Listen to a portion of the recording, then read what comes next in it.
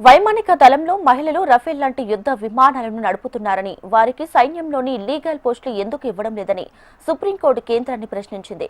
సైన్యంలోని judge, advocate general, legal branch పోస్టుల్లో మహిళా అధికారులు తక్కువగా ఉండటంపై సర్వోన్నత న్యాయస్థానం అసహనాన్ని వ్యక్తం చేసింది. ఆ పోస్టులకు స్త్రీ పురుష నిష్పత్తి వర్తించదని నిబంధనలు ఉన్నా కేంద్ర ప్రభుత్వం ఎందుకు అనుసరించడం లేదంటూ జస్టిస్ దీపాంకర్ దత్తా, జస్టిస్ మనోహర్లతో కూడిన ధర్మాసనం సమాధానం కోరింది.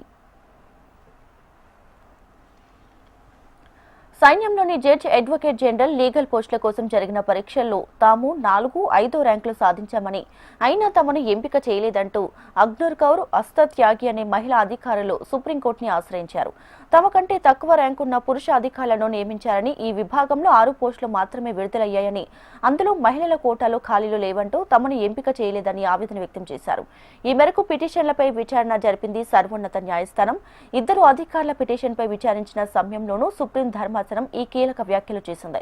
ఈ పిటిషన్పై తుది తీర్పును రిజర్వ్ చేసిన సర్వోన్నత న్యాయస్థానం కేంద్ర ప్రభుత్వం సమాధానం విన్న తర్వాత తీర్పును వెలువరించనుంది.